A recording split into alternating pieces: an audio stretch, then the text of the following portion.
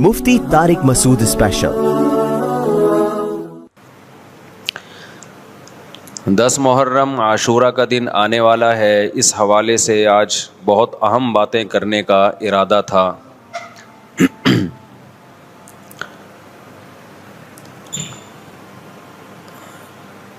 محرم میں کیا کرنا چاہیے، کربلا کا واقعہ اصل ہے کیا؟ کربلا کے واقعے پر تو میں ایک پورا بیان چند سال پہلے ریکارڈ کروا چکا ہوں، لیکن اس واقعے سے اہم سبق کیا ملتے ہیں؟ محرم میں ہم کون سے ایسے کام کر رہے ہیں جس سے ہم اللہ کے غضب کے مستحق ٹھہر رہے ہیں؟ محرم میں کیا کیا ہو رہا ہے میں آپ کو بتاتا ہوں۔ ان میں سے کوئی بھی عمل نہ ہمیں قرآن سے ملتا ہے نہ صحابہ سے ملتا ہے ہمیں۔ سیدنا حسین ابن علی رضی اللہ تعالی عنہ جو جنت کے جوانوں کے سردار ہیں، آپ سے محبت کا دعویٰ اس وقت مقبول ہوگا جب آپ سیدنا حسین کی سیرت کو فالو کریں گے۔ رونا پیٹنا ماتم کرنا یہ سیدنا حسین اور اہل بیت کی سیرت نہیں ہے۔ اس بات میں دو رائے نہیں ہو سکتی کہ سیدنا حسین رضی اللہ تعالی عنہ کو جو کربلا میں شہید کیا گیا، یہ کائنات کا بدترین ظلم تھا۔ جس نے آپ کی گردن مبارک پہ تلوار رکھی، اس کی بدبختی میں دو رائے نہیں ہو سکتی۔ بہت ہی کوئی شقی اور بدبخت جو نواسہ رسول صلی اللہ علیہ وسلم کے قتل کی طرف بڑھا، بہت ہی کوئی بدبخت اور بدنصیب جو کوفہ کے گورنر ابن زیاد کے کہنے پر نواسہ رسول سے لڑنے کے لیے نکلا، جو اس ظلم کو ظلم نہیں مانتا، وہ بھی اپنے آپ کو جہنم میں جانے کے لیے تیار کر رہا ہے۔ پھر کربلا میں ایک بڑا ظلم یہ ہوا کہ صرف سیدنا حسین ابن علی کو شہید نہیں کیا گیا، آپ کے ساتھ جتنے مرد تھے سب کو شہید کر دیا گیا۔ لیکن ہمیں پیغمبر صلی اللہ علیہ وسلم اور صحابہ کی سیرت میں کیا ملتا ہے؟ میں ایک آیت سے آپ کو سمجھاتا ہوں۔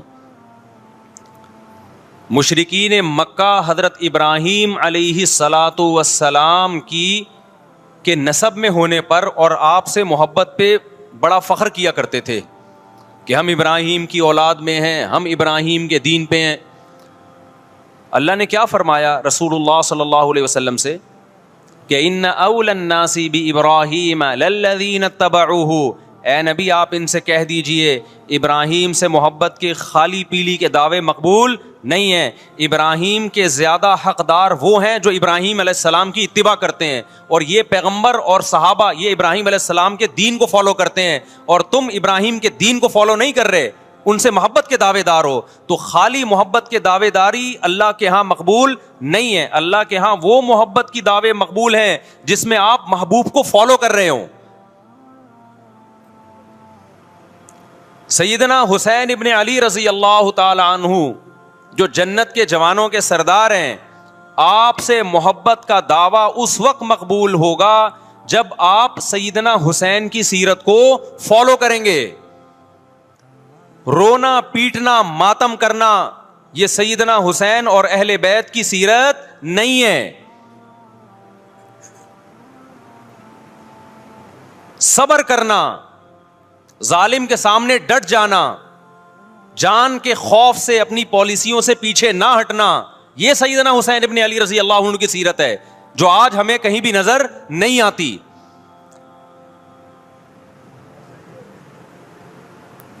تو ہم نے بھائی دیکھنا ہے صحابہ کا طرز عمل کیا تھا۔ آپ بتاؤ صحابہ کو سیدنا حسین سے محبت تھی یا نہیں تھی؟ کیا غم کا پہاڑ ٹوٹا ہوگا جب اطلاع ملی ہوگی کہ سیدنا حسین ابن علی اور آپ کے اصحاب اور اہل بیت کو سب کو کربلا میں شہید کر دیا گیا ہے۔ کیا قیامت گزری ہوگی۔ کوفہ سے ایک شخص آیا نا، عبداللہ بن عمر سے پوچھنے لگا جو مارنے پر دم کا مسئلہ، انہوں نے فرمایا تم نے پیغمبر کے نواسے کو قتل کر دیا اور مسئلہ یہ پوچھ رہے ہو کہ جو مارنے پر دم آئے گا کہ نہیں آئے گا۔ ایک طرف تم نے پیغمبر کے نواسے کو قتل کر دیا کربلا میں، اور اب ہم سے آ کے مسئلہ پوچھتے ہو جو مارنا جائز ہے یا نہیں ہے۔ صحابہ کے ہاں یہ غم کم غم نہیں تھا. دیکھو حضرت معاویہ رضی اللہ تعالی عنہ کے ہاتھ پہ بھی حضرت حسین نے بیعت نہیں کی, لیکن بغاوت بھی نہیں کی. کیوں؟ بغاوت سے فتنے کا اندیشہ تھا.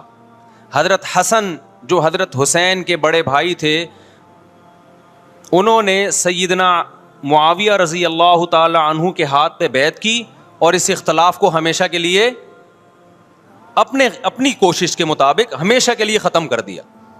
ختم ہوا نہیں ہوا ایک الگ بحث ہے, لیکن حضرت حسن کا مقصد کیا تھا کہ مسلمانوں کی دو جماعتوں کو میں آپس میں لڑتا ہوا نہیں دیکھ سکتا. لوگوں نے کہا آپ خلافت کے حقدار ہیں, آپ نے فرمایا میں دستبردار ہوتا ہوں سیدنا معاویہ کے حق میں. حضرت حسن بیعت ہو گئے حضرت معاویہ سے, اور یہ اختلاف کو کیا کر دیا؟ ختم. حضرت حسین بیعت نہیں ہوئے, لیکن حضرت حسین نے بغاوت بھی نہیں کی.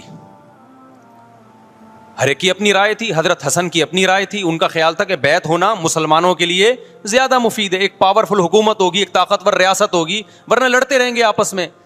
حضرت حسین کا موقف یہ تھا کہ میں بغاوت تو نہیں کروں گا لیکن بیعت بھی نہیں ہوں گا, کیونکہ اگر بیعت ہو گیا تو اس سے جو خلفائے راشدین کے دور میں جو خلیفہ کی سلیکشن کا طریقہ تھا وہ طریقہ ختم ہو جائے گا. تو میں اگر اس طریقے کو نہیں لا سکتا تو اس کے خلاف کو پروموٹ بھی نہ کروں میں. یہ بھی ایک رائے تھی. میں سمجھا پا رہا ہوں اپنی بات؟ بھائی رائے کا اختلاف ہوتا ہے نا. نبی صلی اللہ علیہ وسلم نے فرمایا اذا اجتہد المجتہد فإن اصاب فلہ اجران وإن اخطأ فلہ اجر واحد. جب کوئی مجتہد اللہ کی رضا کو سامنے رکھ کے اجتہاد کرتا ہے, صحیح اور غلط کا فیصلہ کرنے بیٹھتا ہے, رائے یعنی اس کا مقصد اللہ کی رضا ہو, تو اگر وہ درست نتیجے پہ پہنچے تو 2 ثواب, غلط نتیجے پہ پہنچے تو بھی 1 نیکی اس کو ملتی ہے, اس لیے کہ اس کے بس میں جو خیر خواہی کا کے لیے جو تھا وہ اس نے کر دیا. رائے کا اختلاف ہوتا ہے. تو حضرت حسن رضی اللہ تعالیٰ عنہ بیعت ہوئے حضرت معاویہ کے ہاتھ پہ. سیدنا حسین نہ بیعت ہوئے اور نہ آپ نے بغاوت کی, خاموشی اختیار کی. حضرت معاویہ رضی اللہ تعالی عنہ نے سیدنا حسین کو تلوار کی زور سے بیعت پر مجبور نہیں کیا, بلکہ نواسہ رسول کا خیال کیا اور وصیت بھی کی لوگوں کو. لیکن جب حضرت معاویہ کے بعد یزید جانشین ہوا, اس کی سب سے بڑی غلطی یہ تھی کہ اس نے نواسہ رسول صلی اللہ علیہ وسلم اور آپ کے ساتھ جو چند اہل بیت اور چند صحابہ تھے, اس وقت بھی حضرت حسین نیوٹرل تھے.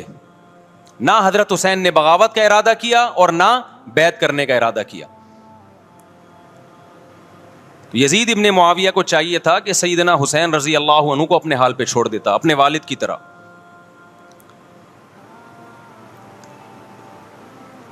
حضرت حسین رضی اللہ تعالیٰ عنہ کو جب کوفہ سے خطوط آئے, یہ میں وضاحت اس لیے کر رہا ہوں کہ حضرت حسین بغاوت کے لیے نہیں نکلے تھے, اس مسلمان حاکم کے خلاف بغاوت کے لیے نہیں نکلے تھے, کیونکہ رسول اللہ صلی اللہ علیہ وسلم کی بہت ساری صحیح حدیث ہے اس بارے میں کہ جو باغی ہے, جو ریاست کے خلاف بغاوت کرتا ہے, اس کو نبی صلی اللہ علیہ وسلم نے اس عمل کو پسند نہیں کیا. تو حضرت حسین رضی اللہ تعالیٰ عنہ کو کوفہ سے خطوط آئے کہ یہاں سارے کے سارے لوگ آپ کے ہاتھ پہ بیعت کرنے کے لیے تیار ہیں.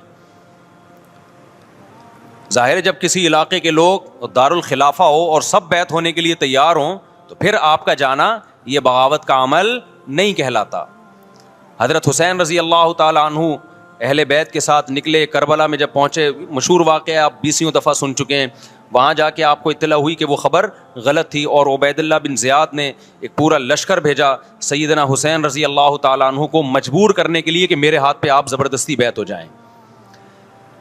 حضرت حسین رضی اللہ تعالیٰ عنہ نے مطالبے رکھے کہ یا تو مجھے واپس جانے دیا جائے, اور اگر بیعت کرنا ہی ہے تو میں دمشق میں امیر کے ہاتھ پہ جا کے بیعت کروں گا. بہت معقول مطالبے تھے یہ. میرا مقصد ابھی کربلا کا واقعہ بیان کرنا نہیں ہے, اس پہ بہت کچھ کہا جا چکا ہے, خود میرا بھی بیان اس پہ تفصیل سے ہو چکا ہے.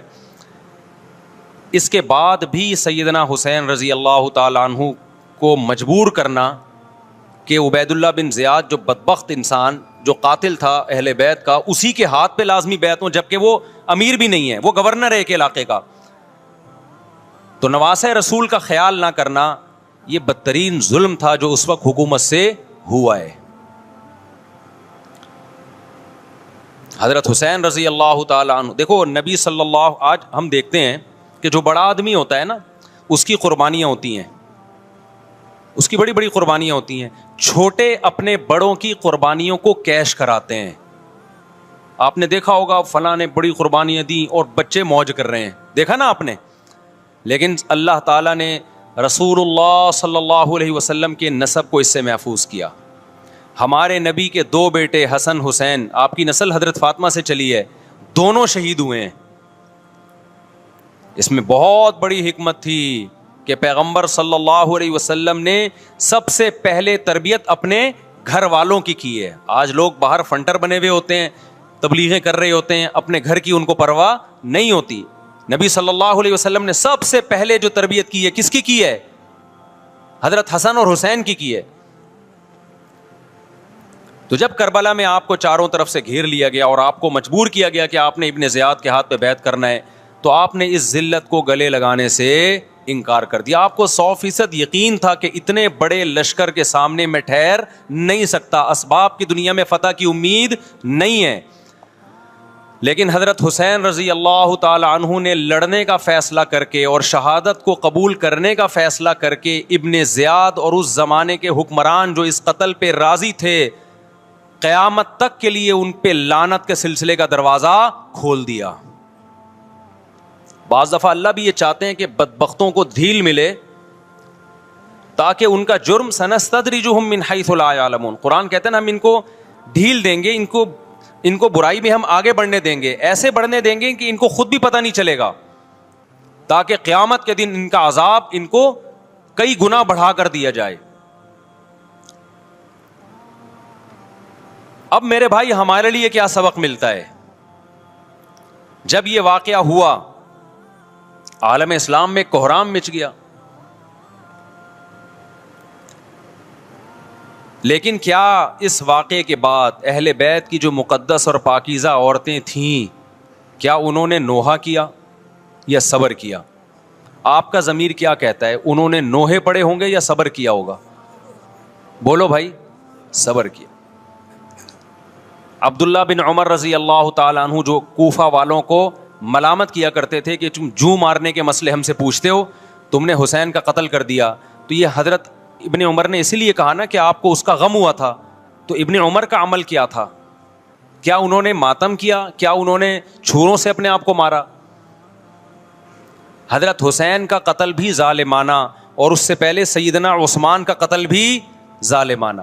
اگر نوحہ یا ماتم جائز ہے تو حضرت عثمان کی شہادت کے دن بھی جائز ہے, حضرت حسین کی شہادت کے دن بھی جائز ہے. اور اگر ناجائز ہے تو جیسے عثمان کی شہادت کے دن ناجائز, حسین کی شہادت کے دن بھی ناجائز ہے. سمجھ میں آ رہی ہے بات کہ نہیں آ رہی ہے؟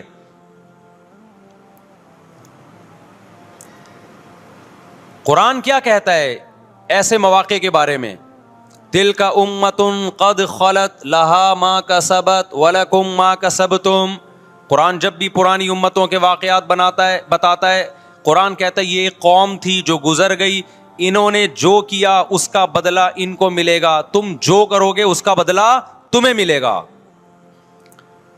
تو ہمیں اللہ نے اس واقعے میں بھی بتا دیا کہ سیدنا حسین کا واقعہ, کربلا کا واقعہ جب سنا کرو تو یہ سوچا کرو یہ قوم تھی جو گزر گئی, جس نے اچھا کیا, حسین ابن علی نے اچھا کیا, ان کو اس اچھائی کا بدلہ ملے گا. اور جو حضرت حسین کے قتل کے حضرت سیدنا حسین کے مبارک خون سے جن کے ہاتھ آلودہ ہوئے, کیونکہ قتل کیا نا انہوں نے, تو لہا ما کسبت, ان کو اس ظلم کا بدلہ بھی ملے گا. تو ہمارا کام کیا ہے؟ ہم نے فالو کرنا ہے حسین کے راستے کو, نہ کہ حسین کے نام پہ ہم نے ماتم کرنے ہیں. حسین کا راستہ کیا ہے جس کو ہم نے فالو کرنا ہے؟ اب میں چند چیزیں آپ کو بتاتا ہوں. سب سے پہلا سبق جو ہمیں کربلا میں ملتا ہے کہ عزت اور دین, ایک طرف دنیا ہے. دیکھو اگر حضرت حسین رضی اللہ تعالیٰ عنہ ابن زیاد کے ہاتھ پہ جا کے بیعت ہو جاتے, آپ کیا سمجھتے ہو بے تحاشا مال و دولت حضرت حسین پہ خرچ نہیں کرتا کیا وہ؟ جب ایک بڑا آدمی کسی کے ہاتھ پہ بیعت ہوتا ہے تو اس کو بھی تو فائدہ ہوتا ہے نا اس سے. اور کیا حضرت حسین کو یقین نہیں تھا کہ کربلا میں شہید ہو جاؤں گا؟ فتح اور نصرت کی اسباب کی دنیا میں کوئی امید نہیں تھی, مگر آپ نے اہل بیت کو کربلا میں رسوا کرنے پر عزت کی موت کو ترجیح دی ہے.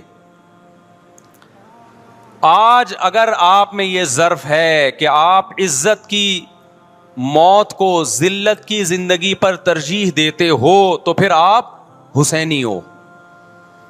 نہیں یہی بات میرا خیال ہے سمجھ. سیدنا حسین کی سخاوت کے واقعات ہیں. سیدنا حسین باغی نہیں تھے رضی اللہ عنہ. پھر جو اہل بیت کا طرز عمل کیا تھا, محرم میں کیا کیا ہو رہا ہے میں آپ کو بتاتا ہوں.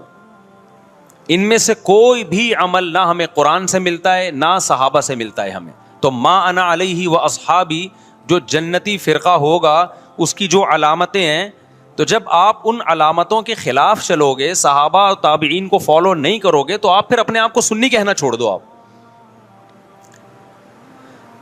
بتاؤ مجھے اسلام میں کوئی مہینہ منحوس ہے؟ بولو نا, کوئی مہینہ منحوس ہے؟ تو آپ محرم کو منحوس کیوں کہتے ہو؟ لوگ مجھے کہتے ہیں مفتی صاحب فرقہ واریت پھیلا رہے ہیں. دیکھو فرقہ واریت جب پھیلا رہا ہوں جب میں کسی فرقے کے خلاف آپ کو کر رہا ہوں.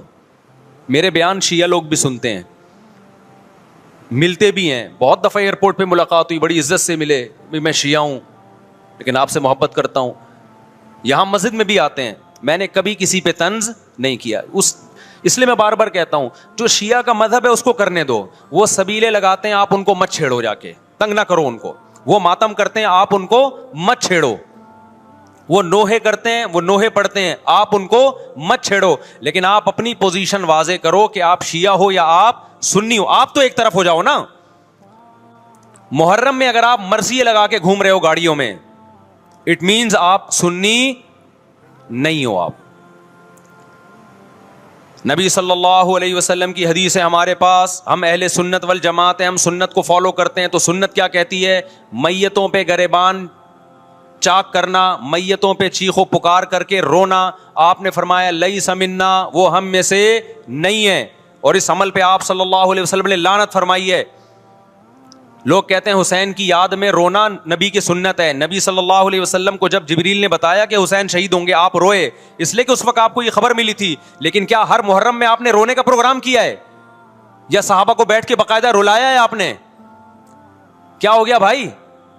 آپ کو بھی جب کربلا کا واقعہ کی خبر ملی آپ کی آنکھوں میں آنسو آ جائے, یہ نیچرل ہے, یہ حسین سے محبت کی علامت. لیکن ہر محرم میں باقاعدہ بٹھا کے رونے کا پروگرام کرنا یہ حسین سے محبت کی علامت نہیں ہے, بلکہ شریعت میں ناجائز ہے یہ غموں کو بڑھانا.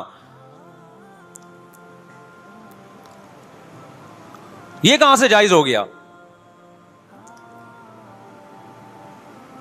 حضرت عثمان بھی تو شہید ہوئے تھے, نبی صلی اللہ علیہ وسلم کے داماد تھے. ان کی یاد میں آپ رونے کو سنت کیوں نہیں کہتے؟ ہماری نظر میں حسین کا قتل بھی بہت بڑا ظلم اور سیدنا عثمان کا قتل بھی بہت بڑا ظلم تھا. دونوں مظلوم تھے, دونوں مظلوم شہید تھے. ہمیں دونوں کی شہادت پہ غم ہے, لیکن اب اس غم کو مناتے نہیں ہیں. اسلام میں غم منانا سنت نہیں ہے. دیکھو جعفر طیار رضی اللہ عنہ, نبی کے چچا زاد بھائی, اہل بیت, جب آپ صلی اللہ علیہ وسلم نے ان کو لڑائی کے لیے میدان جنگ میں بھیجا, رومیوں سے لڑائی تھی. حضرت جعفر طیار کی 4 بیویاں تھیں. جب نبی صلی اللہ علیہ وسلم مسجد نبی میں بیٹھے, آپ کو فرشتوں نے اطلاع دی کہ جعفر طیار شہید ہو گئے. آپ صلی اللہ علیہ وسلم کی آنکھوں سے آنسو.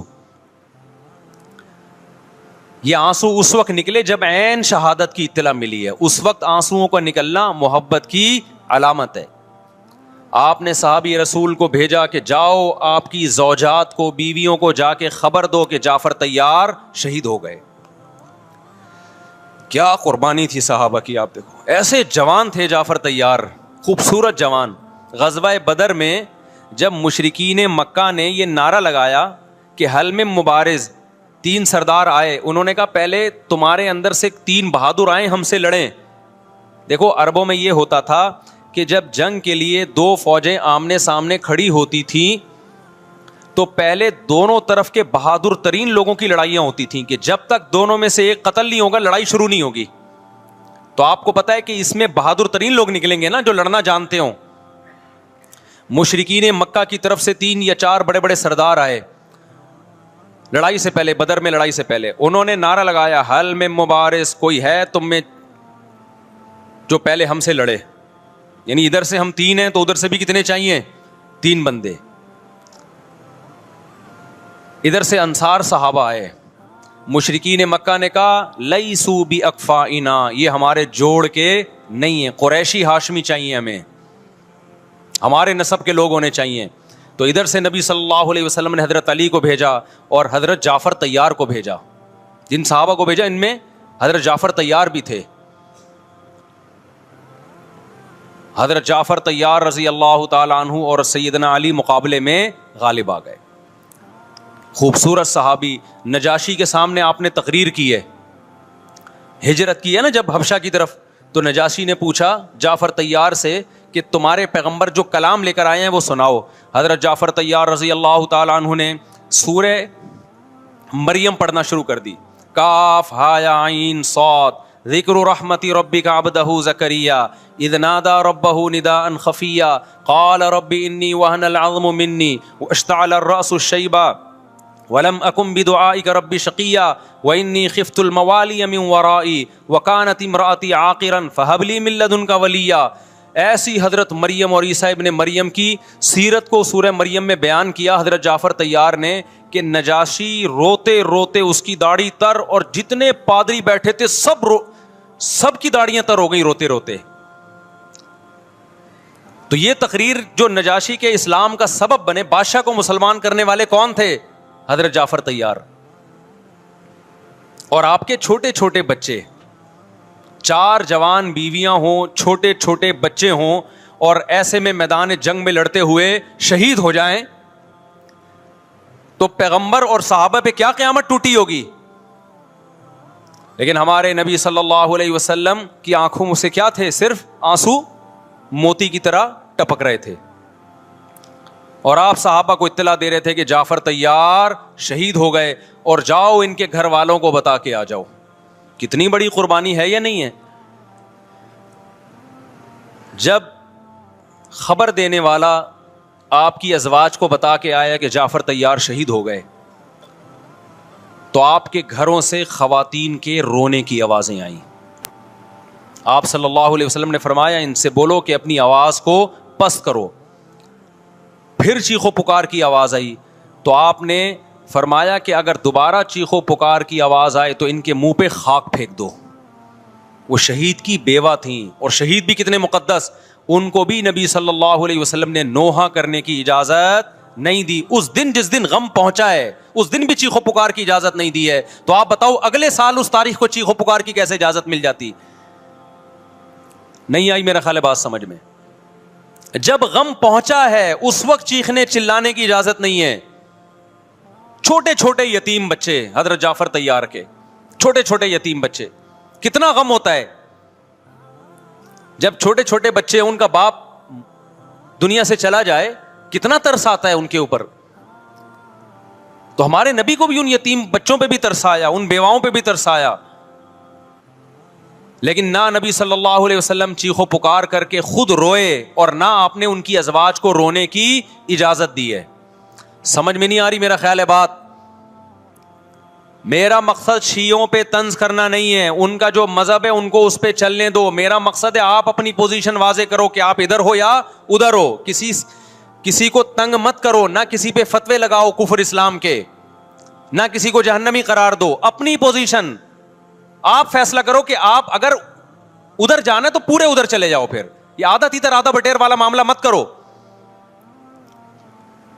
وہ ان کا مذہب ہے بھائی, ان کے علماء ان کو بتاتے ہیں کہ محرم میں کالے کپڑے پہننے ہیں, محرم میں ماتم کرنا ہے, محرم میں کو منحوس سمجھنا ہے, اس میں شادی بیانی کرنا. ان کے علماء ان کو بتاتے ہیں, ان کو چلنے دو اس پر. دنیا میں بہت سے فرقے ہیں, بہت سے مذہب ہیں, ہم کسی کو نہ ختم کر سکتے ہیں نہ کسی کے خلاف نفرت پیدا کر سکتے ہیں. اس سے کوئی چیز حاصل نہیں ہوگی. کسی سے نفرت کرنے کی ضرورت نہیں, کسی پہ فتوے لگانے کی ضرورت نہیں, لیکن آپ کو اپنی پوزیشن واضح کرنی پڑے گی کہ میں کہاں کھڑا ہوا ہوں.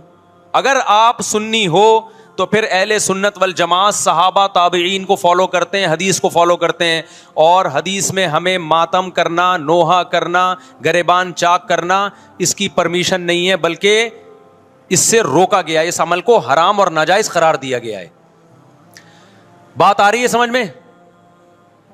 باقی جو شیعہ حضرات کرتے ہیں, ہمارے دوست ہیں شیعہ, میں مذاق میں نہیں کہہ رہا, ملتے ہیں ہم سے, میں کبھی ان سے مذہب کے ٹاپک پہ بات نہیں کرتا, نہ ان کو کبھی چھیڑتا ہوں کہ آپ یہ کیوں کر رہے ہو, یہ کیوں نہیں کر رہے. بھائی اس کا مذہب ہے, وہ اس کا فرقہ ہے, جو کرنے دو اس کو, ہم نہیں کرتے, کیونکہ ہم اہل سنت والجماعت میں. سمجھ میں آ رہی ہے بات کہ نہیں آ رہی؟